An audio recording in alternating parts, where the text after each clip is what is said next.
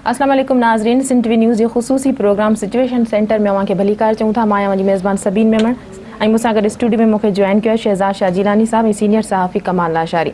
नाज़रीन, अॼु तहरीक इंसाफ़ पारां कराची में मज़ार क़ाइद वटि भरपूर जलसो कयो वियो, जंहिंमें अवाम जे वॾे अंग पिणु शिरकत कई। जलसे खे ख़िताब कंदे इमरान ख़ान चयो त हू हाणे हर हंधि जलसा कंदा। कराची खां पोइ हुन लाहौर वञण जी ॻाल्हि पिणु कई ऐं गॾोगॾु हुन सिंध जे अवाम खे मुख़ातिब थींदे चयो त हू वटनि अची रहियो आहे ऐं हाणे केर बि ज़ुल्फ़कार अली भुट्टो जे नाले खां सनन खां वोट न वठी सघंदो। धरणे खे ख़िताब कंदे इमरान ख़ान टिनि शयुनि में सुधारे जी अहमियत ते पिणु ज़ोर ॾिनो। संदसि चवणो त हू तालीम जे निज़ाम खे बहितर कंदा, पुलिस खे ग़ैर जानिबदार कंदा ऐं अदलिया जे मथां तमामु घणो पैसो ख़र्च कंदा। जजनि जूं पघारूं वधाई वेंदियूं। अॼोके प्रोग्राम ख़ुसूसी प्रोग्राम में असां इमरान ख़ान जे जलसे जे हवाले सां ॻाल्हि ॿोल कंदासीं।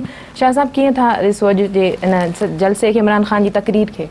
हूअं त ॾिठो वञे त जेका अॼु तक़रीर हुई इमरान ख़ान साहिब जी, हुन में काफ़ी शयूं जेके हुयूं, कुझु धुरनि जो ख़्यालु हुयो, कुझु असांजो बि पंहिंजो ज़ाती ख़्यालु इहो हो त काफ़ी शयूं वाज़े अंदाज़ में ख़ान साहिब जेको आहे चवंदा, पर शायदि वक़्तु जेको आहे उहो थोरो हुयो। वक़्त जी खोट सबबि हुननि खे वरी वापसि बि वञिणो, जीअं हुननि पंहिंजी तक़रीर में चयो। काफ़ी ॻाल्हियूं बहरहाल हुननि हाईलाइट कयूं आहिनि अॼु पंहिंजी तक़रीर में। उन में बुनियादी तौर ते जेके शयूं हुननि हाईलाइट कयूं आहिनि उहे अहमियत जूं बि हामिल आहिनि ऐं उन में हुननि जेको आहे प्रायोरिटी करे ॿुधायो त असां कहिड़ी कहिड़ी शयुनि जे मथां जेको आहे असां जेके रिफॉर्म्स आणींदासीं। उन में हुननि पुलिस जी ॻाल्हि कई, उन में हुननि जेको आहे उस्तादनि जे हवाले सां ॻाल्हि कई त तालीम जे हवाले सां, ऐं उन्हनि जेको आहे जुडिशरी उन जे हवाले सां बि ॻाल्हि कई।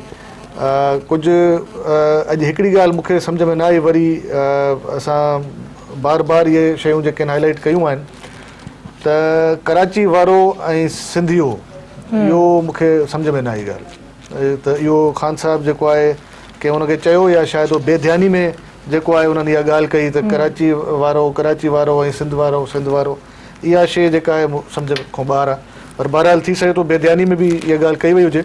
पर ओवरऑल ॾिठो वञे त हिकिड़ो सक्सेसफुल हुयो, कामयाबु जलसो रहियो ऐं उन्हनि जेको आहे MQM खे जेको आहे उन जा थोरा बि मञिया त उन्हनि जेको उन्हनि खे वेलकम कयो आहे कराची में, ऐं वॾे तादाद में वॾो अंग जेको आहे माण्हुनि जो उते पहुतो, औरतूं, ॿारड़ा ऐं जेको क्रॉस सेक्शन जेको आहे असांजी सोसाइटी कराची जी, सिविल सोसाइटी बि काफ़ी हुन में हुया, रांदीगर बि ॿिया हुया, जावेद मियादाद बि हुयो, मोहसिन ख़ान बि हुयो, साबिक़ ओलंपियन जेको आहे अॻोणो समीउल्लाह उहो बि हुयो, ऐं कुझु अदाकार बि हुया। गुलाब चांडे साहिबु जेको आहे तमामु घणो जेको आहे झुमरियूं काफ़ी देरि खां हू हणंदो रहियो, पाईंदो रहियो हुते ऐं पुरअज़म पुरजोश नज़र आयो।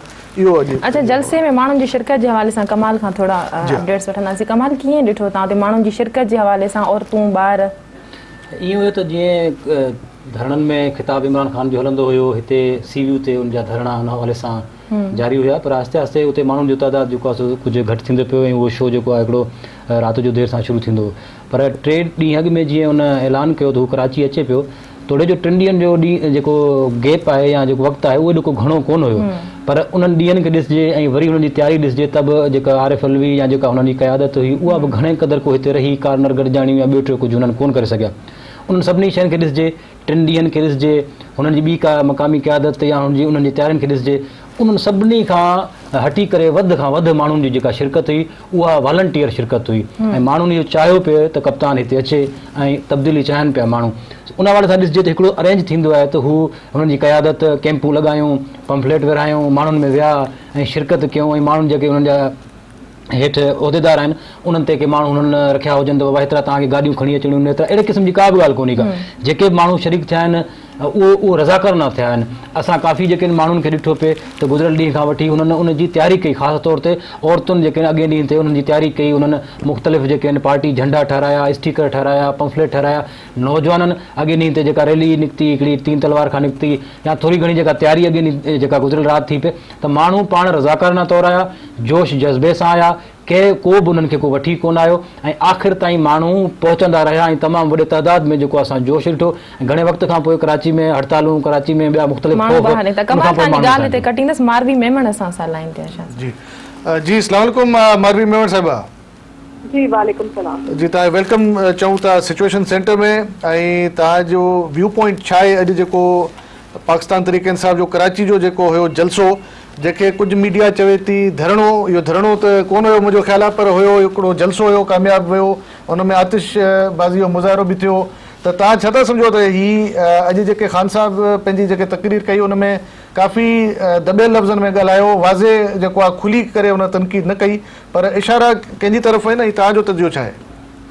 देखो, जलसो करण पीटीआई जे लाइ कॾहिं मसइलो कोन थियो आहे, पर जलसे सां हिननि केतिरा वोट सिंध में वरिता, केतिरा जलसा सिंध में कया, कहिड़े कहिड़े ॻोठ गिटी गिटी सिंध जा घुमिया। 18 साल थी विया आहिनि हिकिड़े पॉलिटिशियन खे, त अञा ताईं सिंध जा इशूज़ हुनजे फिंगर टिप्स ते कोन आहिनि। अञा ताईं सिंध जी ॻोठ गिटी गिटी जा नाला छा, हुते माण्हुनि सां गॾु वेही करे मानी टिकी बि कोन खाधी हूंदी।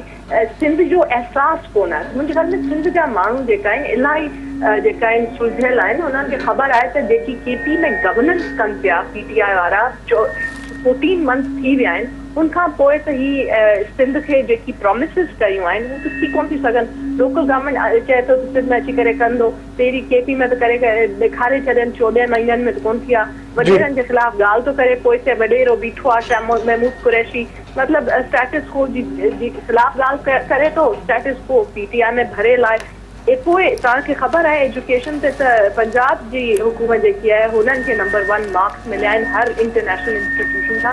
हिननि सां त एजुकेशन बि फिक्स कोन थी आहे। हाणे IGPs हिननि सां कोन पिया फिक्स थियनि, हू हिननि जे सूबे में आहिनि। जेका केपी जा गवर्नेंस जा इशूज़ आहिनि सिंध खुली करे ॾिसे पई त बाबा ख़ुदा न ख़ास्ता अगरि पीटीआई असांजे सूबे में अची वई त न सिर्फ़ु हुननि खे सम्झी कोन आहे, पर समझोतो ग़लति समझोता कंदा सिंध जे इशूज़ ते। मुंहिंजे ख़्याल में ही सिंध जा माण्हू जेका आहिनि सियासी नमूने खां इलाही जेका आहिनि अॻियां आहिनि, सम्झनि था। जलसो इशू कोन आहे, गवर्नेंस कोन थी आहे हिननि सां, हू इशू आहे। मुंहिंजे ख़्याल में डी चौक ते जेकी हिननि खे शिकस्त मिली आहे, हिन जो ऑब्जेक्टिव हो नवाज़ शरीफ साहब प्राइम मिनिस्टर जी कोन थियो आहे। हाणे हर वॾे शहर में वञी करे जलसो करणु सुठी ॻाल्हि आहे, थोरो इस्लामाबाद खां निकिरनि, एम्फोसाइज़ ॿिए हंधि कनि, पर हुन सां जेको ऑब्जेक्टिव हिननि जो हो गो नवाज़ गो जा नारा हिननि कराची में कया, पर इस्लामाबाद में त हुनजो इफेक्ट कोन ईंदो, सिंध जे माण्हुनि जे मथे बि हिननि जो इफेक्ट कोन ईंदो। त मुंहिंजे ख़्याल में जॾहिं मज़लूमनि जी ॻाल्हि थींदी आहे त छा हिननि खे ख़बर कोन आहे त पेशावर जे प्रेस क्लब ते वर्कर्स केतिरी तादाद में वेठा आहिनि, केतिरे महीननि खां वेठा आहिनि। पाकिस्तान स्टील में त यादि अची थी वञे, पर जेका केपी जा वर्कर्स जा इशूज़ आहिनि हू कोन थो सॉल्व करे। त मतिलबु गवर्नेंस कोन आहे। हा, ऑपोज़िशन जी सियासत कनि था ऐं जलसा कंदा आहिनि, गाना बि सुठा हुआ। मुंहिंजे ख़्याल में जेको गानो अॼु हो सिंध जा जेका हुआ गीत हू सुठा हुआ, पर ॻाइण जे लाइ ॿुधण जे लाइ त सॼी क़ौम गॾु थी सघे थी न, पर वोट ॿी शइ थींदी आहे, कॉन्सर्ट अची करे ॿुधण ॿी शइ थींदी आहे। जंगियल जे कानून जी ॻाल्हि कंदो आहे, मुंहिंजे ख़्याल में बेस्ट जेको मुज़ाहिरो हो जंगल जे कानून जो डी चौक ते पाण कयो वञी, जेको आहे पुलिस मां जेका पंहिंजे वर्कर्स खे कढियूं। त अगरि असां सभु MLAs MPs खे अलाउड आहे, सुभाणे असां बि पंहिंजा वर्कर्स जीअं वञी कढियूं जंगल जो कानून, मुंहिंजे ख़्याल में थी वियो। त इसेंशली हिननि जी जेकी हिकिड़ी ॻाल्हि इहा त अॼु हुननि पंहिंजे जेको ख़िताब हुयो चाहे हिननि कयो सिलेक्शन जी ॻाल्हि कई इमरान ख़ान त सिलेक्शन कैप्टन जी इलाही सही आहे। त बाबा जेकी PTI जी इंटरनल इंक्वायरी रिपोर्ट आहे इलेक्शन में जेकी इशू थिया, हिननि जी पंहिंजी रिपोर्ट चए थी त इशू हो सॼी सिलेक्शन जो, त हिन इमरान ख़ान सुठा कैंडिडेट चूज़ कोन कया, तॾहिं हू खटी कोन सघिया। त मुंहिंजे ख़्याल में इशू असांखे त एतिरो कोन आहे। इशू हाणे थींदो त डेफिनेटली हुननि शहरनि में वञी थींदो जिते ही वञी जलसा कंदा, नो प्रॉब्लम, वञी कॉन्सर्ट कनि, माण्हू ख़ुशि थींदा आहिनि कॉन्सर्ट। अच्छा, हिकिड़ी ॻाल्हि तव्हां इहा ॿुधायो त अॼु हुननि पंहिंजे जलसे में हिननि ॻाल्हि जो एतिराफ़ त कयो आहे त असां ठीकु आहे सिंध केतिरो टाइम न ॾिनो आहे, असां जेको आहे फोकस न करे सघिया आहियूं, पर हाणे हुननि अज़म जो इज़हार कयो आहे त असां हिकु हिकु कुंड हिकु हिकु हंधि जेको आहे सिंध जी घुमंदासीं, ज़िलनि में वेंदासीं, तहलकनि में वेंदासीं, ऐं जेके मुतासिर थिया आहिनि जेके बोर्ड खां माण्हू उन्हनि ॾे बि वेंदासीं, ऐं हूअं बि जेके ग़रीब माण्हू आहिनि उन्हनि जी मदद लाइ वेंदासीं। ॻाल्हि आहे, जॾहिं तव्हांखे यादि आहे जॾहिं फ्लड जो टाइम आयो त असां पुछा कयो त बाबा तव्हांजो पंहिंजो सूबो जिते तव्हां गवर्नेंस कयो पिया हुते त तव्हां कोन पिया वञो, हुते वञी माण्हुनि जी पुछा कोन पिया कयो। असां नून लीग वारा विया, हुते हुननि जी पुछ कई, नून लीग वारा हर जाइ ते विया आहिनि, प्राइम मिनिस्टर साहब हर सूबे में वियो आहे, हिननि खे पंहिंजी प्राइम मिनिस्टर साहिब पंजाब में बि वियो, सिंध में बि आयो, जेके बि वियो, जिते जिते इशूज़, असां केपी में बि जॾहिं रेंज जा इशूज़ हुआ असां पहिरीं पहुता, त हिननि खे हमेशह ॿिया यादि ईंदा आहिनि, पंहिंजो घर त साफ़ कनि, सिंध खे छा नज़र कोन थो अचे त जॾहिं हिननि खे घर मिले थो हुन घर खे साफ़ कोन था कनि, ॿियनि जे सूबनि में वञी करे हुननि जी यूनिटी जी ॻाल्हि कंदा आहिनि। बाबा कराची छा आहे? कराची सिंध जो कैपिटल आहे, सिंध, राइट? त सिंध खां छा इशू तव्हांखे अॼु नज़र आया? अगरि 18 सालनि में कोन सिखियो आहे त ठीकु आहे, 18 ॿिया साल तव्हां ॾेई सघो था, पर असां त कोन ॾेई सघूं था छो असां बिज़ी आहियूं गवर्नेंस में। वञी कनि जलसा, नो इशू, असां IDPs ते कॉन्संट्रेट कयूं पिया, असां फ्लड ते कॉन्संट्रेट कयूं पिया, असां पंहिंजे माण्हुनि जे इशू ते कॉन्संट्रेट कयूं पिया, बिजली जी ॻाल्हि कंदा आहिनि। पर हिकिड़ी ॻाल्हि ॿुधायो, अगरि बिजली जी रेट तव्हांखे चओ था त वधीक थी वयूं आहिनि, तव्हां ऑल्टरनेटिव ॿुधायो न, त अगरि तव्हां हुकूमत में ईंदा त कीअं मैनेज कंदा? अञा ताईं 14 महीना थी विया आहिनि, ऑल्टरनेटिव इलेक्ट्रिसिटी जो जेको प्लान आहे असेंबली में त पेश कोन थियो आहे, न वञी जलसन में पेश थींदो आहे। हिननि जी जेकी अंडरस्टैंडिंग आहे गवर्नेंस जी, जॾहिं हुकूमत हथ में ईंदी आहे न, कोई टेस्ट थींदो आहे, इलाही ईज़ी वञी करे जलसा करे ऑपोजिशन जी नारा हणण, असां बि ऑपोजिशन में वेठा आहियूं, पर हाणे जॾहिं हुकूमत मथे ते ईंदी आहे ऐं हुकूमत जा कुझु ज़िम्मेदारियूं थींदियूं आहिनि, पोइ फ़ैसिला थींदा आहिनि त भाउ तव्हांजी फ़ैसिलो करण जी केपेबिलिटी केतिरी आहे। अच्छा, हिकिड़ी ॻाल्हि त तव्हां तस्लीम कंदव त जीअं जेको नवाज़ लीग जी जेका सरकार आहे, जेके ऑपोज़िशन बि फुल सपोर्ट थी ॾे ऐं हू नियरली 2/3 मेजोरिटी में आहे, ऐं इमरान ख़ान साहिबु हिकिड़ो क्लेम त अॼु कयो ऐं जेको दावा हुनजी सही बि आहे त तालीम जे शोबे में, तालीम में सभिनि खां वधि में जेको बजट जेको आहे उहो ख़ैबर पख्तूनख्वा में आहे, त उहो पंजाब में बि न आहे, ॿिए सूबे में बि न आहे। अगरि हेतिरो हिननि जो बजट आहे त आउं त पुछां पई कोई नंबर 1 छो कोन आई इंडिकेटर्स में? वर्ल्ड बैंक पंजाब खे छो चूज़ कयो आहे एज़ एग्ज़ेम्पलरी? केपी खे छो कोन कयो? ही ग़लति फिगर्स तव्हांखे ॾियनि पिया। अधु शयूं जेकी जलसनि में ई चवनि था, तव्हांजे ख़्याल में डी चौक ते वेही करे 39 डेज़ हुननि सभु सच चयो आहे? अॼु जलसे में सभु सच चयो आहे, कूड़ कुझु कोन आहे? मूंखे त जवाबु खपे न, proof of the pudding is in the eating. Education जो छा हाल आहे? तव्हांखे एजुकेशन जा नंबर मूंखे ॿुधायो। डेवलपमेंट PSDP वाहिद सूबो आहे जंहिंमें डेवलपमेंट जी स्पेंडिंग ई कोन थी आहे, PSDP यूज़ ई कोन थियो आहे। PML नून फेडरल गवर्नमेंट जो PSDP यूज़ थिए पियो, पंजाब गवर्नमेंट जो PSDP डेवलपमेंट जा कम थियनि पिया। सिंध हुकूमत बेशक जेकी बि आहे डेवलपमेंट जो PSDP यूज़ करे पई।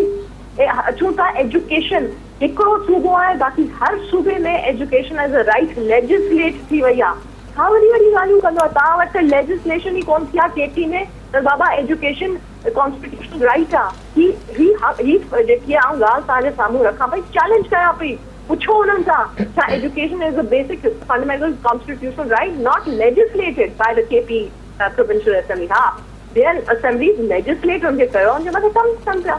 त कनि बीच पंजाब जी एजुकेशन इंडिकेटर्स खे बीट कनि, वञी वर्ल्ड बैंक वञी खणी अचनि 1 नंबर हुन ते कोन थी सघे। हाणे असांखे वॾी ख़बरूं आहिनि, वञी करे KP में IDP जो हाल ॾिसो, हिननि जी एजुकेशन खे हेतिरी सुठी आहे, असां वटि छो एनरोलमेंट पिया करायूं?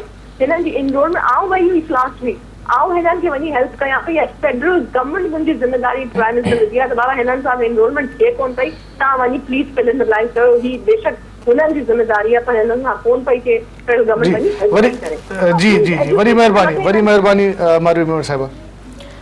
शाह साहिब, इमरान ख़ान जिते अॼु तालीम ऐं पुलिस जे सुधारे जे हवाले सां ॻाल्हि ॿोल कई आहे, हुते इमरान ख़ान ते इहा तनक़ीद पिणु थी आहे त हुन IDPs ऐं ॿोॾि मुतासिरनि जे हवाले सां का ॻाल्हि ॿोल न कई आहे। ॾिसो, IDPs या ॿोॾि मुतासिरनि जे हवाले सां हिन वक़्तु जेके हुननि चयो त हुयो पंहिंजी तक़रीर में, या शायदि मूं ग़लति ॿुधो, त हुननि चयो त असां वेंदासीं हुननि जी मदद जे लाइ, ऐं हुननि एतिराफ़ कयो त असां जेको आहे न पुॼी सघिया आहियूं, या असां जेको हिन दौरानीअ में जे विच में जेके बि सूरत हाल हुई उन में उन्हनि चयो त बिल्कुलु हिन लाइ असां आया आहियूं, ऐं असां जल्द जेको आहे सिंध जे माण्हुनि, हुननि चयो न सिंधियो मैं जल्द आपके पास आने आ रहा हूँ, वरी ईअं ई हुन लाहौर लाइ चयो, त उहा हुननि एतिराफ़ कयो आहे। शाह महमूद कुरैशी साहिबु पंहिंजी स्पीच में बि चयो आहे, ऐं हिकिड़ो हुनजो ई जेको आहे ख़ान साहिबु बि चयो आहे। पर हिकिड़ी ॻाल्हि आहे त जेका मारवी मेमण साहिबु ॻाल्हि कई त ही इंडिकेटर्स कूड़ा हूंदा आहिनि, या जेके रेफरेंसिस ॾियनि था उहे सही न आहिनि, उहो त हिकिड़ी शइ आहे त जेके पोज़ीशन्स जेके टॉप जूं जेके आयूं आहिनि उहे काफ़ी जेके आहिनि ख़ैबर पख्तूनख्वा जूं पोज़ीशन्स जेके आहिनि बोर्ड्स जे हिसाब सां आयूं आहिनि। तालीम जो मयार बहरहाल उते बहितर आहे ॿियनि सूबनि जे मुक़ाबले में, ऐं हिकिड़ी ॻाल्हि मां तव्हांखे इहा ज़रूरु चवंदुमि त जेको मारवी साहिबु चयो उहो इमरान ख़ान साहिबु क्लेम अॼु इहो ई कयो त मां हिते सभिनी कम्यूनिटीज़ खे गॾु करणु आयो आहियां, मां सभिनी खे मुतहद करणु आयो आहियां ऐं असां हिकिड़ो नओं पाकिस्तान ठाहींदासीं। त इन उहो हुन ज़रूरु चयो आहे, पर ॿिए पासे हुन जेको एड्रेस कयो आहे जंहिं सेगमेंट खे, त उहो बि थोरो थी सघे थो त शायदि ख़ान साहिबु जेको आहे उहो जेको यूज़ टू रहियो आहे न उहो 40 ॾींहं डी चौक जी तकरीरुनि ते रहियो आहे। हाणे जॾहिं अचे थो माण्हू ॿिए सूबे में वञे थो या ॿिए नए क्राउड ॾे वञे थो त पोइ उते ज़ाहिर आहे थोरो सिलेक्शन ऑफ वर्ड्स जेके आहिनि उहे थोरो जी। अच्छा कमाल, सिंध जे इशूज़ खे जेको आहे सो ख़ान साहिबु खयो आहे, हिन में बल्दियाती निज़ाम जे हवाले सां हुन ॻाल्हि ॿोल कई, हिंदू कम्यूनिटी जे हवाले सां हुन ॻाल्हि ॿोल कई त अमन अमान जी ख़राबु सूरत हाल जे हवाले सां जेके हिंदू सिंध मां लॾे वञनि था। तव्हां सम्झो था इहे ॿ हिन वक़्तु मेन इशूज़ आहिनि सिंध में, अमन अमान जे हवाले सां हुन कराची जी ॻाल्हि बुनियादी तौर ते अॼु इहो सम्झो पियो वियो त गुज़िरियल ॾींहं जेका 3 तलवार ते MQM पारां जेको सिविल सोसाइटी जो नालो ॾिनो वियो उन एहतजाज खे, त उन हवाले सां हू इंतिज़ामी जेका ॻाल्हि ॿोल हुई जेका नादर अकमल लगारी या MQM खे जंहिं ते तहफ़ुज़ात हुया उन हवाले सां ज़रूरु ज़िक्र थींदो या उन हवाले सां कोई ऐलान थींदो, पर उन ते आख़िर ताईं का ॻाल्हि ॿोल जेका न थी सघी।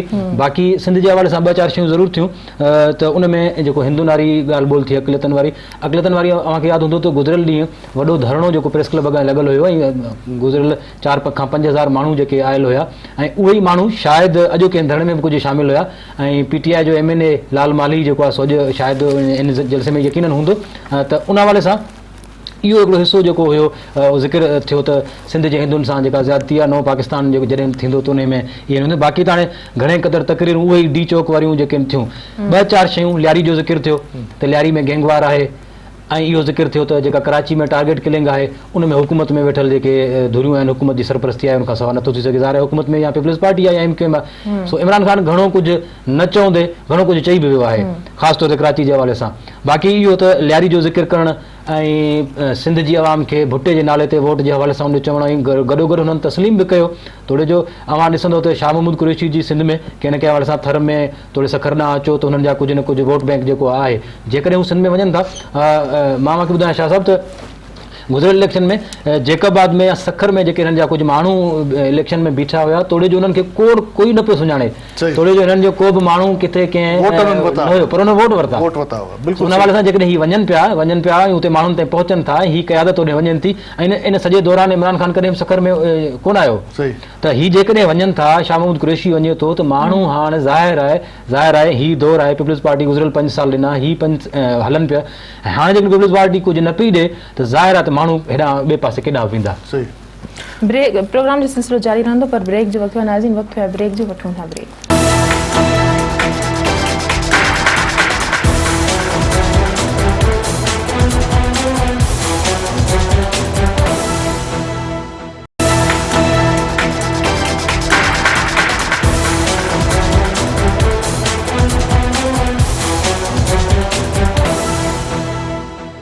वेलकम बैक नाज़रीन। शाह साहब, इमरान ख़ान पंहिंजे जलसे में पीपल्स पार्टी नून लीग ते चङी ख़ासी तनक़ीद बि कई आहे। बिलावल भुट्टो ज़रदारी जो ट्वीट बि साम्हूं आयो आहे त हीअ सियासत जो वक़्तु न आहे, इनखे तव्हां कीअं था ॾिसो?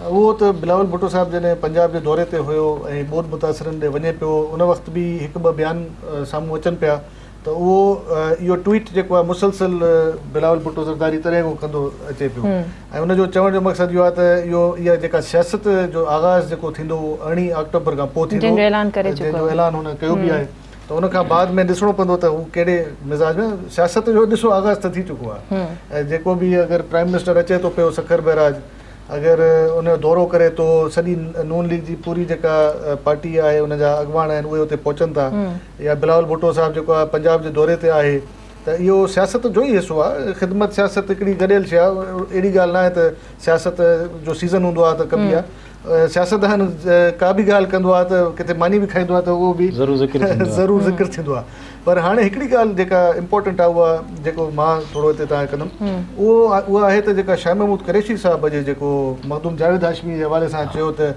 सवाल कयो त उहो छा बाग़ी आहे या उहो दाग़ी आहे, उहो मुंहिंजो ख़्यालु आहे शायदि थोरो जेको इहा पॉलिटिक्स जेका आहे इहा थोरो अवॉइड करणु घुरिजे हिन सां ऐं तनक़ीद माण्हू हूअं करे सघे थो, पॉलिसनि ते करे सघे थो, छा त जावेद हाशमी साहिब तव्हांजी ॻाल्हि कटींदुमि, ताज हैदर साहिब सां सलाह जी।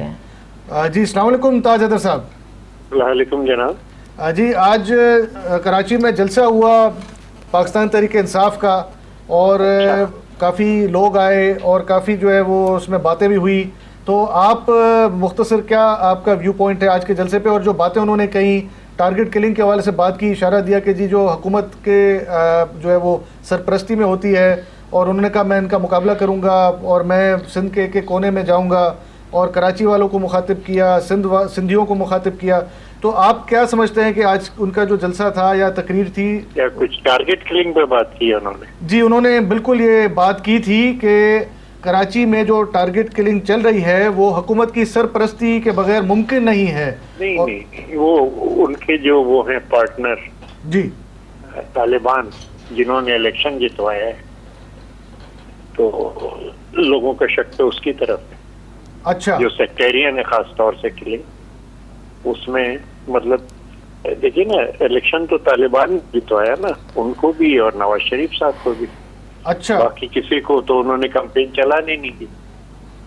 انتخابی مہم ان دونوں کو اجازت تھی, دوسروں کو اجازت نہیں تھی. جی تو پھر جس وقت کہ پاکستان آرمی کارروائی کرنے لگی تو ابھی یہ دونوں کارروائی کو روک رہے تھے.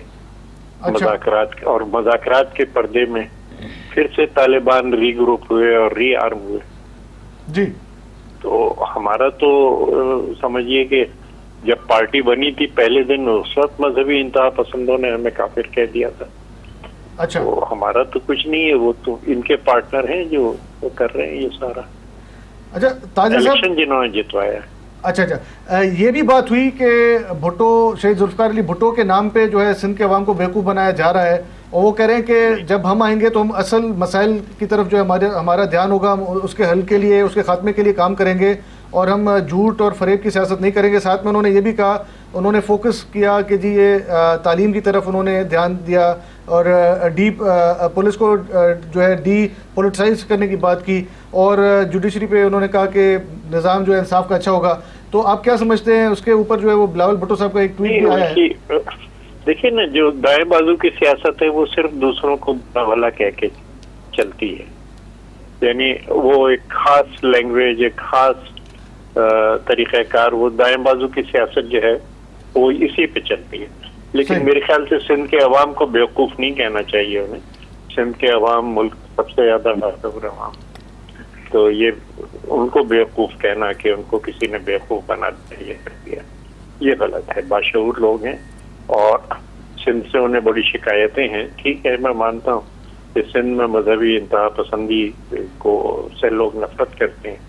اولیاء کی, صوفیہ کی یہ سرزمین ہے, جی, اور یہاں پہ مذہبی انتہا پسند اپنے نتائج نہیں لا سکے جو وہ لانا چاہ رہے تھے. تو اس بات پہ ٹھیک ہے, سندھ کے عوام سے ان کو شکایت ہو سکتی ہے, لیکن ان کو بیوقوف کہنا میرے خیال سے سندھ کے عوام نے بہت بڑے شعور کا ثبوت دیا ہے, اور یہ مذہبی انتہا پسندی کو جس طریقے سے رد کیا ہے. بہرحال دائیں بازو کی سیاست اسی پہ چلتی ہے کہ دوسروں کو برا بھلا کہا جائے, یہ کہا جائے. تو ان کا اپنا تو کوئی پروگرام نہیں ہوتا رجت پسندوں کا.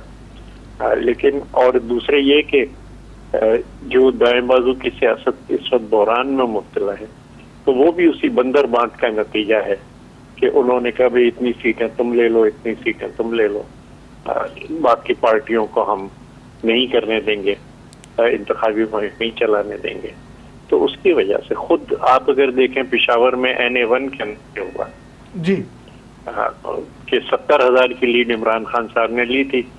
طالبان فیلڈ میں تھے, طالبان فیلڈ سے ہٹ گئے تو وہ لیڈ بھی ختم ہو گئی, وہ سیٹ بھی چلی گئی, بلور صاحب جیت گئے. یا ابھی جو 7 اگست کو سندھ کے جنرل سیکرٹری تحریک انصاف کے بارے میں جو ٹرائبونل نے فیصلہ دیا ہے, کس طریقے سے انہوں نے پولنگ اسٹیشنوں کے ریزلٹ اپنے ہاتھ سے بنا کے اور چیٹنگ کر کے وہ سیٹ لی ہے. تو اب کہنے کو بہت سی باتیں ہیں. حضرت مولانا ایدھی کو یہ اور جنرل رحیم گل, حمید گل اٹھا کے لے گئے تھے اور ہماری پچھلی حکومت کے دوران.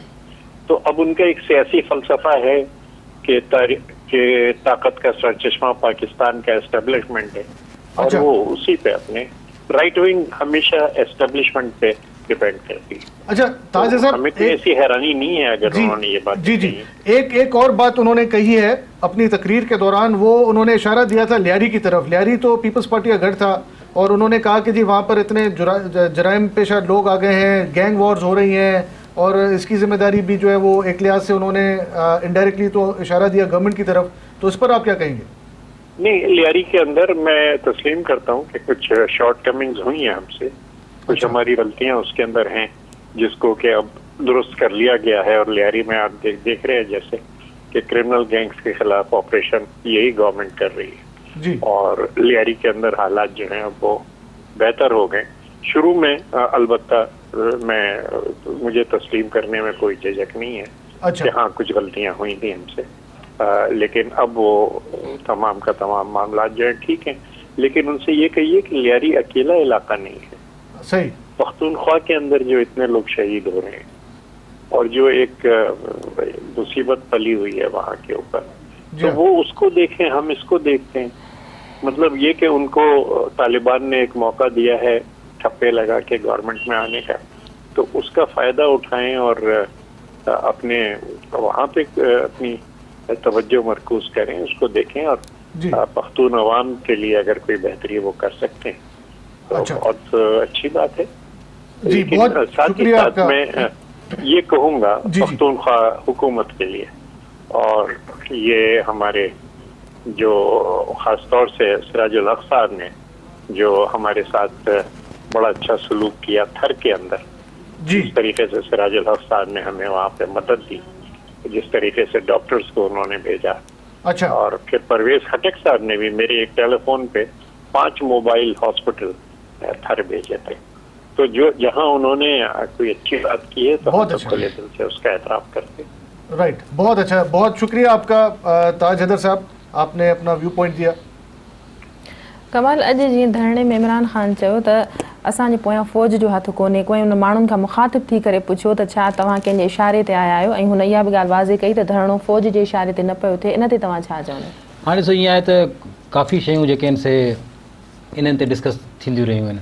अॼु जो जेकॾहिं पाण जेको हीउ धरणो या जलसो जेको बि हुयो उनखे ॾिसूं त उन वाले सां माण्हुनि जो जेको अचणु आहे रज़ाकारना तौरु अचणु आहे, वॉलंटियर अचणु आहे, माण्हू तब्दीली चाहिनि पिया, माण्हू हड़तालुनि खां, माण्हू इन महांगाई खां, बेरोज़गारी खां, जेको सिस्टम हले पियो इन हद ताईं माण्हू चई सघे थो त माण्हू बेज़ार आहे. पर हाणे जेका इमरान ख़ान जी हिकिड़ी ॻाल्हि आहे, जीअं खोड़ हुकूमती जेके कमेटियूं जुड़ियूं आहिनि या मुख़्तलिफ़ ॿियूं कमेटियूं जुड़ियूं आहिनि, त बाक़ी 5 मुतालबा मञी चुका आहिनि, ऐं हिकिड़ो ई मुतालबो जेको हुनजो आहे इस्तीफ़ा वारो उहो जेको आहे सो त दानिश्वर जेके या तजिया निगार जेके आहिनि उहे बि सम्झनि था त इहा हिकिड़ी आख़िरी हद आहे, इहा इमरान ख़ान खे न करणु घुरिजे.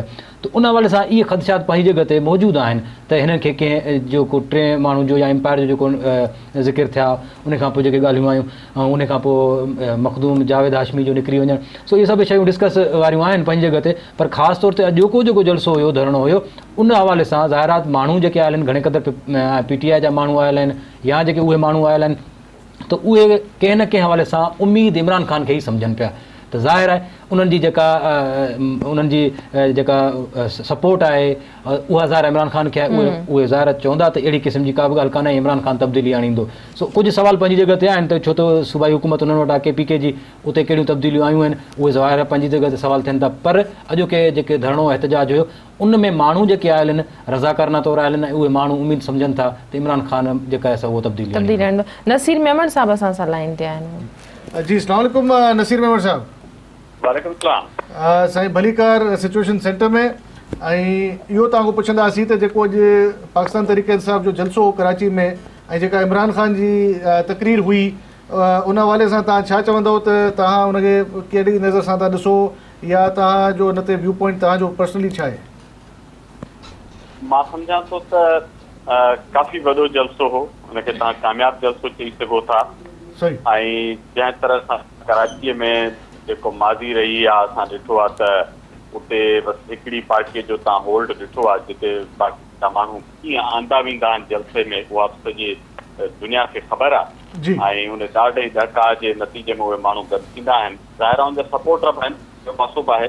पर उनजी भेट में ही जेका इमरान ख़ान जी जेका मोबिलाइज़ेशन आहे, तव्हां ॾिसो 3-4 ॾींहंनि जे नोटिस ते जलसो थियो आहे. ईअं न आहे त हुनजे पुठियां महीने खां तयारियूं पिया हलियूं.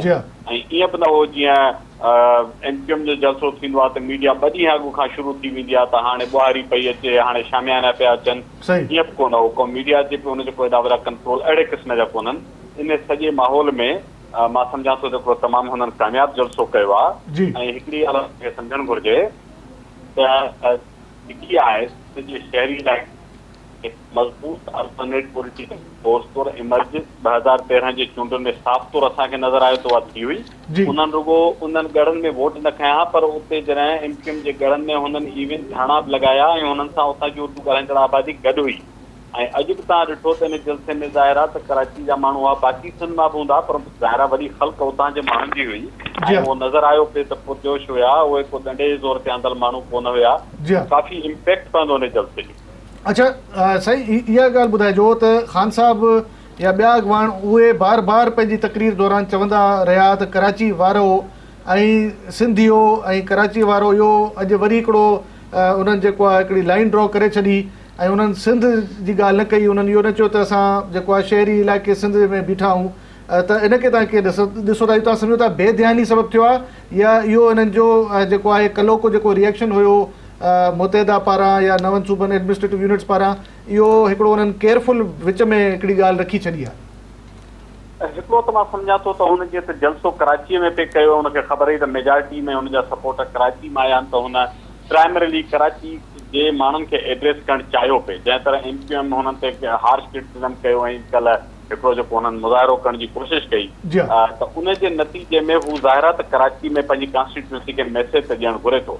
पर इहो हुन खां बहितर हो जेको लास्ट टाइम हुन इस्लामाबाद जे जलसे दौरान चयो त कराची और सिंध, उन ते तमामु घणी तनक़ीद थी हुई। असां बि PTI जा जेके सीनियर आहिनि उहिदेदार उन्हनि खे असां बि चयो त भई ख़ान साहब खे चयो त पंहिंजी ज़बान संभाले या बैकफायर कंदसि। त उनजी बहस में हींअर हुन सिंधियुनि जे बि हवाले सां ॻाल्हि कई, इवन हिकिड़ो सिंधी जेको सो मशहूरु जेको क़ौमी कलाम उहो बि कुझु देरि हलायो वियो।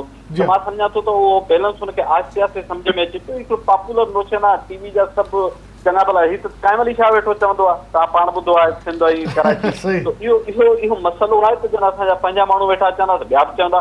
इन सॼे नोशन खे चेंज करण लाइ महिनत जी ज़रूरत आहे। अच्छा, वरी महिरबानी तव्हांजी नसीर उमर साहब, तव्हां पंहिंजो तजुर्बो असांखे पेश कयो।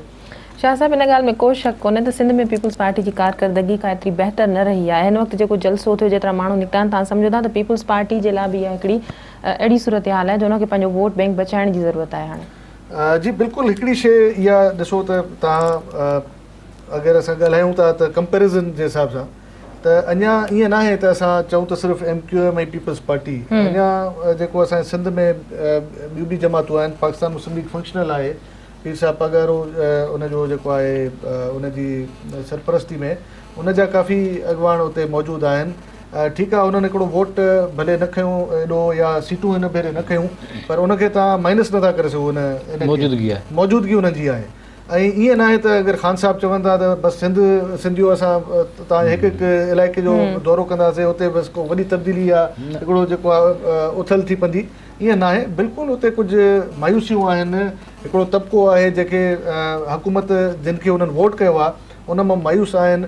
इन ई सबबनि जे करे सिंध जे वॾे वज़ीर काइम अली शाह साहिब जेको आहे इहो ऐलान बि कयो त नौकिरियुनि तां पाबंदियूं जेके आहिनि उहे खयूं वञनि। ऐं हाणे जेको आहे उन्हनि समूरनि इदारनि खे चयो वियो आहे त तव्हां इश्तिहार ॾियणु जेको आहे शुरू कयो, ऐं जॾहिं तव्हां इश्तिहार ॾींदव त ज़रूरु माण्हू जेके आहिनि उन्हनि खे हिकिड़ी उमेदु जेका थी पवंदी त न हुकूमत जेका संजीदगी सां हिकु भेरो ॿीहर जेको आहे रोज़गार जो जेको आहे सिलसिलो। शहरियार महर साहब असां सां लाइन ते आहिनि। जी साईं, अस्सलाम वालेकुम। शहरियार महर साहब। वालेकुम अस्सलाम साईं। भलीकार सिचुएशन सेंटर में ऐं गॾोगॾु तव्हां पुछंदासीं त अॼु जेको तहरीक इंसाफ़ जो जलसो हुयो कराची में, इन में तव्हां ज़रूरु स्पीच ॿुधी हूंदी इमरान ख़ान साहिब जी, ऐं जेके ॻाल्हियूं कयूं वयूं सिंध जे हवाले सां, कराची जे हवाले सां, ऐं जेके मसइलनि मसाइल खे डिस्कस कयो वियो, त तव्हां छा था सम्झो? ओवरऑल तव्हां छा पहिरियों त रेट कंदो हिन जलसे खे, ऐं पोइ तव्हांजी छा नज़र आहे हिन जेके ॻाल्हियूं कयूं वियूं? ॾिसो साईं, सभ खां पहिरियों त जलसो वाक़ई हिकिड़ो जलसो लॻे पियो ऐं इनखे कामयाबु जलसो चई थो सघिजे। ॿी ॻाल्हि जेके हुननि ॻाल्हियूं कयूं इहे फैक्ट्स आहिनि। वॾो हिकिड़ो गैप आहे, ख़ाल मौजूदु आहे सिंध में। पीपुल्स पार्टीअ जी हुकूमत साईं काइम अली शाह जी क़यादत में सिंध जे माण्हूअ खे फॉर ग्रांटेड वरितो आहे। त बसि माण्हूअ खे हर दफ़े नई शइ ॾेखारे ऐं हुनजे कढ लाइ ऐं असां पिया वोट वठंदासीं। हिकिड़ो गैप मौजूदु आहे, ऑल्टरनेट कान्हे माण्हुनि वटि पीपुल्स पार्टीअ जे अलावा सिंध में। जेको मां सम्झां थो त PTI उन शइ खे टारगेट करे ऐं सिंध में पंहिंजी एंट्री ॾियणु थी चाहे। अच्छा। सिंध में ॾिसूं था हिन वक़्तु त सवाइ करप्शन ऐं बैड गवर्नेंस जे ॿी का ॻाल्हि मौजूदु न आहे। नंढियूं ॻाल्हियूं खणो, हिकु पासे ॾों CM साहिबु रिपोर्ट थो करे त अमनो अमान थी वियो आहे सॼे सूबे में, कराचीअ में ख़ासि करे, ॿिए ॾींहुं 3-4 टारगेट किलिंग्स थियूं थियनि ऐं IG खे कंफर्म थो करे थियनि। त हिकिड़ो को क़ाइदो कानून नाहे असां वटि सिंध में जंहिं तरीक़े सां हले सूबो, उहो सिस्टम नथो फॉलो थिए। लोकल गवर्नमेंट एक्ट 2013 जो मौजूदु आहे त हलाइनि सिस्टम निज़ाम उहो ई था, जनरल मुशर्रफ वारो। डिक्टेटर सां नफ़रत आहे, जमहूरियत जी पार्टी ऐं जमहूरियत जे करे कुर्बानियूं आहिनि, पर इहे सभु ॻाल्हियुनि जी हद ताणी आहे। BISP Benazir income support programme 4 अरब रुपए जी करप्शन थी आहे इन गुज़िरियल साल में। का इंक्वायरी कान्हे, का इन्वेस्टिगेशन कान्हे, मतिलबु को कमु सिधो न आहे असां वटि। त ज़रूरु इहे माण्हू इन जो एंट्री वठंदा। सिंध जो माण्हू अवेयर थियो आहे, इमरान ख़ान जी पार्टी सम्झे थी त वाक़ई इहो थियो आहे ऐं उहे इन शायदि गैप खे भरणा आया। मुंहिंजो तजज़ियो इहो आहे। अच्छा मेहर साहब, इहो ॿुधाइजो त अॼु इमरान ख़ान पंहिंजे हिन ख़िताब में इहो पिणु चयो त जेका कराची में टारगेट किलिंग आहे उहा कंहिंजी सरपरस्ती खां सवाइ नथी थी सघे, ख़ासि तौर ते हुकूमत में जेके वेठल धुरियूं आहिनि उहे। त कंहिं ॾांहुं इशारो हुयो इमरान ख़ान जो? साईं, तव्हां मां वधीक होशियार हो, मां घबराए ऐं अल्फाज़ न करायो, पर सिंध में वेठल पार्टियूं साईं इहे आहिनि। ॾिसो न, दिलचस्पी न आहे, विल न आहे। तव्हांजो पुराणो जेको AIG हुयो, एडिशनल DIG सिंध जो, हयात साहब प्रॉब्ली नालो हुयो, शाहिद हयात, उहो बहितरीन कमु करे रहियो हुयो, छो हटायो वियुसि? तव्हांजो IG बहितरीन कमु करे रहियो, छो हटायो वियुसि? पॉलिटिकल कॉम्प्रोमाइज़ थिया न, पीपुल्स पार्टीअ जी हुकूमत उहे कॉम्प्रोमाइज़ कया। कॉम्प्रोमाइज़ जो रिज़ल्ट छा निकितो? जो लॉ एंड ऑर्डर अञा ख़राबु थियो। हे तव्हां ॾिसो पोइ महीने खां कीअं टारगेट किलिंग जो वसकारो थो हले। हेॾो शिया उलमा हिकिड़ो मारियऊं, वरी हिकिड़ो सुनी उलमा मारियऊं, वरी इहो टियों ॾींहुं ॾिठो त डीन मारे विधऊं कराची यूनिवर्सिटीअ जो। इररिस्पेक्टिव उन्हनि माण्हुनि जो छा बैकग्राउंड आहे, पर इहे सिविल सोसाइटीअ जो हिसो आहे माण्हू। इन्हनि जी टारगेट किलिंग छो थी थिए? चइजे त ईअं त आम माण्हूअ जी बि छो थी थिए, पर हर शइ राइज़ ते आहे। हे तकरीर था करनि त न साईं, सभु में सभु सही थी वियो आहे। अच्छा साईं मेहर साहब, साईं हिकिड़ो अर्ज़ु इहो त अगरि तव्हां जे निशानदेही कयो था जिन मसइलनि जे पासे उन तरफ़, त PTI बि उन्हनि मसइलनि ॾे ध्यानु जेको आहे उहो छिकराए पई क़ौम जो, त तव्हां ऐं PTI पोइ को अहिड़ो अलायंस फॉर्म करे सघो था, या तव्हांजी अगरि आहे हिकिड़ी मिसाल हमआहंगी बि आहे ऐं तव्हां इलाही नुक़्तनि ते जेको आहे सम्झो था त तव्हांजी बि डिमांड्स उहे आहिनि साॻियूं, इहो मुस्तक़बिल में नज़र अची सघे थो असांखे? भई ॾिसो, इहे फ़ैसिला त पार्टी लीडरशिप वठंदी। मां त हिकिड़ो पार्टीअ जो ॾाढो नंढो कारकुन आहियां, वर्कर आहियां, मां इहे फ़ैसिला नथो वठी सघां, पर इहो ज़रूरु हिन ते चई थो सघिजे त बिल्कुलु ख़्यालात काफ़ी हद ताणी मिलता जुलता आहिनि। मे बि तरीक़ेकार वे ऑफ वर्किंग डिफरेंट हुजे, पर ख़्यालात मिलता जुलता आहिनि। पर इहे फ़ैसिला, इहे डिसीशन असांजी लीडरशिप वठंदी ऐं असां फॉलो कंदासीं उन्हनि खे। अच्छा, वॾी महिरबानी शहरियार मेहर साहब, तव्हां असांखे वक़्तु ॾिनो। शाह साहब, इमरान ख़ान साहब इहा बि ॻाल्हि कई त ख़ानदानी सियासत जे हवाले सां त मुंहिंजा पुट जेके आहिनि से सियासत में न ईंदा, इन ते तव्हां छा चवंदा? ज़ाहिर आहे उहे न अचनि त बहितर आहे, छा त उन्हनि खे हितां जी ख़बर कोन्हे का, हिते जो पाणी कोन पीतल अथनि, हिते जो खाधो कोन अथनि, हिते माण्हुनि सां जेको आहे हिते रस्म रवाज उन्हनि खे ख़बर कोन्हनि। ऐं मुंहिंजो ख़्यालु आहे त शायदि जेसिताणी माण्हू जेको आहे हितां उन्हनि शयुनि खे नथो एक्सपीरियंस करे त उन लाइ ॾाढो ॾुखियो थी थो वञे। त ऐं हाणे वक़्त जी ज़रूरत इहा ई आहे त जेको माण्हू तव्हां ॾिसो न हाणे जेको नथो सुञाणे नाले सां, त उहो लीडर जेको आहे सुठो कोठियो नथो वञे। हिकिड़ो तव्हां वञो था कंहिं पासे, तव्हां नाले सां सुञाणियो, तव्हां उनखे ख़बर हुजे ॻोठु कहिड़ो अथसि, कहिड़ी क़ौम क़बीले सां तालुक़ु अथसि, ऐं पीउ जो नालो छा हुअसि, इहे शयूं तमामु सियासत में ज़रूरी हूंदियूं आहिनि। उहो त मुंहिंजो ख़्यालु आहे शायदि हिकिड़ो ख़ान साहिब खे पाण खे बि ख़बर आहे त इहो मुमकिन आहे, त उहो हिकिड़ो पॉइंट उहो ई उन्हनि हिकिड़ो चई छॾियो। अच्छा कमाल, ख़ान साहब जी काफ़ी ॻाल्हियूं दुरुस्त आहिनि, करप्शन, बेरोज़गारी, बदअमनी जे हवाले सां जेका हुन ॻाल्हि कई, पर नवाज़ शरीफ़ जे इस्तीफ़ा जे हवाले सां हुन इहा बि ॻाल्हि कई त इहा कैंपेन जेका आहे हुनजी जारी रहंदी। अॼोको तव्हां सम्झो था क्राउड जेको निकितो आहे उहो वाक़ई तब्दीली चाहे थो, इहे सभु शयूं चेंज करणु चाहे थो, या वाक़ई उहे बि चाहिनि था त नवाज़ शरीफ़ इस्तीफ़ा ॾे? हाणे त PTI जो जेको माण्हू आहे त ज़ाहिर आहे त जेका उनजी क़यादत चए पई उहो, पर हिकिड़ो उहो अणधुरियो माण्हू, विचथरो माण्हू सम्झे पियो त ॻाल्हियूं इमरान ख़ान बिल्कुलु ठीकु पियो करे, पर हीउ मौक़ो कोन्हे को त इन वक़्तु आख़िरी हद ताईं पहुचे ऐं उन ते वञी जेको आहे सो हुकूमत खे किराइजे या इस्तीफ़ा वठिजे। त उन हवाले सां खोड़ शयूं आहिनि। त मिसाल तौरु एतिरे जेका माण्हू आहिनि जेके डी चौक ते वेठा आहिनि का बि दुर करे सघे थी। उन हवाले सां इहो इंतिहाई वधीक प्रेशर हुयो। जेकॾहिं आख़िरी ॻाल्हि जेको छहीं ॻाल्हि हुई उहा छॾे करे इमरान ख़ान बाक़ी शयूं करे हा, त इमरान ख़ान वटि इहा बि त पोज़ीशन हुई त हू वापसि अची इहे बाक़ी मुतालबा पंहिंजा पूरा कराए ऐं आख़िर में अची हिकु भेरो ॿीहर जेकॾहिं 2 सालनि ताईं जेकॾहिं उहा शइ न पई थिए त हिकु भेरो ॿीहर अची वञे हा। त उन हवाले सां उहो प्रेशर हू पाण वटि रखे हा। पर इहा आख़िरी जेका ॻाल्हि कई आहे उनखे कंहिं सुठे हवाले सां जेको आहे नज़र में न पियो वरितो वञे। पर बाक़ी ॻाल्हि इहा आहे त मौजूदा जेका बेरोज़गारी आहे, बदमनी आहे, जेके महांगाई जेके बि शयूं आहिनि उन ते कंहिंखे बि मतिलबु का अहिड़ी ॻाल्हि कोन्हे का त इहो ग़लति पियो चयो वञे। ज़ाहिर आहे उन्हनि में कहिड़ा माण्हू हुजनि, पीपल्स पार्टी जा माण्हू, जेके आम माण्हू हुजे, कोई पढ़ियलु लिखियलु माण्हू हुजे, दानेश्वर माण्हू हुजे, उहो सम्झे पियो त इहो जेको सिस्टम आहे, जेके ॻाल्हियूं आहिनि उहे बिल्कुलु इमरान ख़ान दुरुस्त पियो करे। पर ॻाल्हि इहा आहे त आख़िरी जेका इस्तीफ़ा वारी ॻाल्हि आहे उन ते अची मामिलो जेको अटकियो आहे। ऐं अॼु बि ज़ाहिर आहे इमरान ख़ान उहा ई ॻाल्हि कई त हू शुरूआती उन सां कयईं त हुननि जी जेका तहरीक आहे उहा नवाज़ शरीफ़ जे इस्तीफ़ा ताईं जेका आहे असां वञे पई। सो ज़ाहिर आहे हू त उन ते ई आहे आख़िर ताईं। हाणे ॾिसजे त जेको आहे इन जो को रस्तो केसि ताईं कॾहिं निकिरे थो। बाक़ी इहो आहे त इमरान ख़ान जूं जेके ॻाल्हियूं आहिनि उहे दुरुस्त आहिनि। इन हवाले सां त ज़ाहिर आहे त मौजूदा सूरत-हाल में जेका महांगाई आहे, जेके हालतूं बदमनी आहे, उहा ज़ाहिर आहे। अच्छा कमल, तव्हां कंटिन्यू कंदासीं तव्हांजी ॻाल्हि खे। प्रोफेसर इदरीस असां सां लाइन ते आहिनि। जी अस्सलाम वालेकुम। हेलो हेलो, अस्सलाम वालेकुम। जी प्रोफेसर नुसरत इदरीस साहिबा, आप को वेलकम कहते हैं सिचुएशन सेंटर में। और साथ में आपसे एक सवाल भी करते हैं, जैसे हमारे प्रोग्राम का टाइम भी थोड़ा सा जो है वो कम है। आज कराची में पीटीआई का जो जलसा था, इमरान खान साहब ने जो स्पीच की, आप उसको कैसे देखती हैं? देखिए, बात यह है कि इस तरह का जलसा जो है वो किसी हमें नए सिनेरियो की तरफ तो नहीं ले जाता। कराची के अंदर मुख्तलिफ ज़बान बोलने वाले मुख्तलिफ लोग यहाँ पर रहते ज़रूर हैं, और इस जलसे को हम एक तरह से एक क्राउड कह सकते हैं। इसमें बहुत सारे लोग ऐसे होंगे जो वो बात सुनने के लिए गए होंगे, कुछ नौजवान तबका इमरान खान को देखने की उसमें गया होगा। इस क्राउड को देख के मैं मुस्तकबिल में किसी नए पॉलिटिकल सिनेरियो की मतलब कोई पेशिंगोई नहीं कर सकती। अच्छा, साथ में आपने ये भी देखा कि जो बातें हुई, कुछ स्पेसिफिकली कराची के हवाले से बात हुई, और उन्होंने जो बात की कि जी यहाँ पे टारगेट किलिंग है और ये, तो उसको आप कैसे देखती हैं? देखिए, कराची का अंदर जो टारगेट किलिंग का मसला है वो कोई अभी ये 1 या 2 साल की बात नहीं है।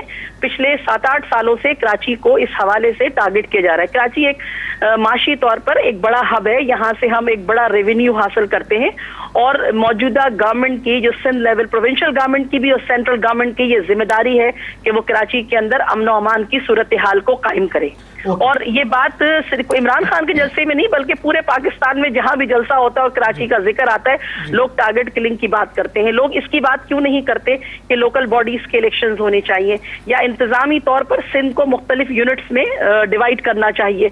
इन चीजों की तरफ भी फोकस करना चाहिए, इन चीजों के कराची का रेवेन्यू बढ़ाना चाहिए, और यहाँ पे दीगर फैसिलिटीज जो हैं उनको फराहम करना चाहिए। हम सिर्फ एक टारगेट किलिंग के इशू को हम उठा के इसको पेश कर देते हैं। बड़ा शहर है।